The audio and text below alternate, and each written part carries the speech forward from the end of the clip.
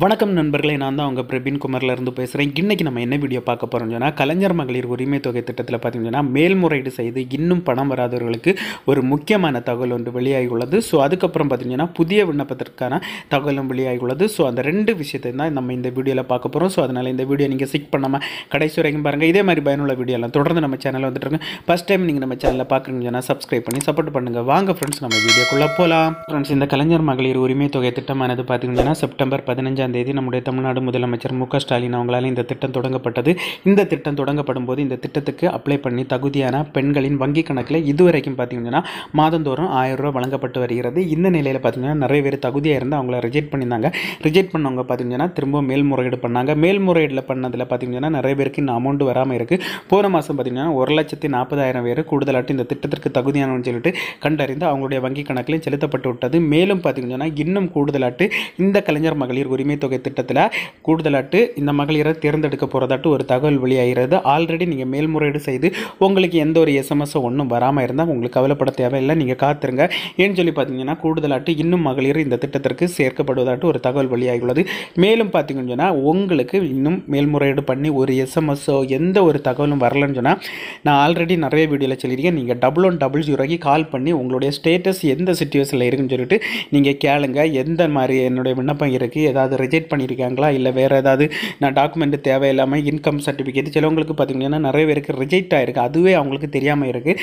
அவங்க கால் பண்ணி 1100 கால் பண்ணி கேட்டால் தான் அவங்களுக்கே தெரியுது.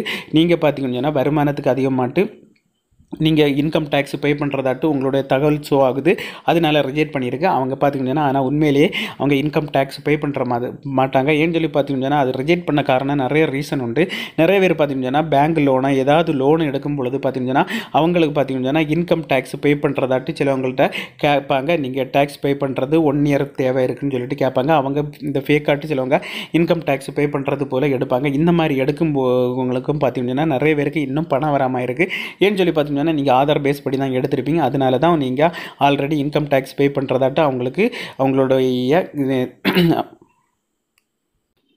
அவங்களுடைய டேட்டா பேஸில் தெரியும். அதனால் பார்த்தீங்கன்னா ரிஜெக்ட் பண்ணப்பட்டிருக்கு. சிலவங்க பார்த்தீங்கன்னா லோன் எடுப்பாங்க. லோன் எடுக்கும்போது பார்த்தீங்கன்னா அவங்க பார்த்தீங்கன்னா உங்களுக்கு இன்கம் ப்ரூஃப் வேணும்னு சொல்லிடுறாங்க. அதனாலே பார்த்தீங்கன்னா அவங்களுக்கு பார்த்தீங்கன்னா இயருக்கு இது நிறைய அமௌண்ட்டு இதுக்கே கிரிட்டேரியா 2 லட்சத்துக்குள்ளே தான் வருமானம் இருக்கணும். ஆனால் அவங்க இந்த லோன் எடுக்க வேண்டிய அவங்க 2 லட்சத்துக்கு மேலே எங்களுக்கு வருமானம் இருக்கிறதாட்டு காட்டி லோன் எடுப்பாங்க. இந்த மாதிரி எடுத்தவங்களுக்கு பார்த்தீங்கன்னா நிறைய பேருக்கு ரிஜெக்ட் ஆகிருக்கு. ஸோ அதனால் பார்த்தீங்கன்னா மேல்முறையீடு பண்ணுவாங்க. 1100 நீங்கள் கால் பண்ணி கேளுங்க. உங்களுடைய விண்ணப்பம் எந்த ஸ்டேட்டஸில் இருக்குன்னு சொல்லிட்டு நீங்கள் கேட்டால் அவங்க கரெக்டான தகவலை சொல்லுவாங்க. ஸோ அதை பார்த்தீங்கன்னா இனி வர காலத்தில் பார்த்தீங்கன்னா நம்முடைய தமிழ்நாடு அரசு என்ன சொல்லிடுறாங்கன்னு பார்த்தீங்கன்னா உங்களுடைய விண்ணப்பம் நிராகரிக்கப்பட்டால் என்ன ரீசனுக்காண்டி நிராகரிக்கப்பட்டது அப்படின்னு சொல்லிட்டு உங்களுடைய மொபைலுக்கே குறுஞ்செய்தி வரேன்னு சொல்லிடுறாங்க. ஸோ அப்படி மெசேஜ் வந்தாலே எதனால் ரீசனால் ரிஜெக்ட் பண்ணியிருக்குன்னு சொல்லிட்டு உங்களுக்கு தகவல் கிளியராக தெரியும். அப்படி தெரிஞ்சு உங்களுக்கு பார்த்தீங்கன்னா அந்த எஸ்எம்எஸ் 30 நாளைக்குள்ளே மேல்முறையீடு, அதாவது பார்த்தீங்கன்னா புதுசாட்டு நீங்கள் விண்ணப்பம் பண்ணலாம், இல்லை மேல்முறையீடு பண்ணலான்னு சொல்லியிருந்தாங்க. ஸோ நிறைய பேர் நம்முடைய கமெண்ட் செக்ஷனில் கேட்ட புதிய விண்ணப்பம் எப்போ வரணும், புதிய விண்ணப்பம் பார்த்தீங்கன்னா தமிழ்நாடு அரசு சார்பாட்டு எந்த ஒரு தகவலும் வெளியாகலை. ஸோ பார்த்தீங்கன்னா நம்முடைய கமெண்ட் செக்ஷனில் பார்த்தீங்கன்னா நமக்கு ஒரு கமெண்ட் வந்துருந்து அவங்களுடைய மாவட்டத்தில் உள்ள இந்த இடத்துல பார்த்தீங்கன்னா முதலமைச்சரின் முகாம் நடைபெற போவதாட்டு அதில் பார்த்தீங்கன்னா இந்த கலைஞர் மகளிர் உரிமை தொகை திட்டத்தில் புதுசாக விண்ணப்பம் பண்ணலான்னு சொல்லிட்டு அவங்க மென்ஷன் பண்ணியிருந்தாங்க. அந்த மெசேஜை தான் நான் உங்களுக்கு காட்டி தரப்போகிறேன்.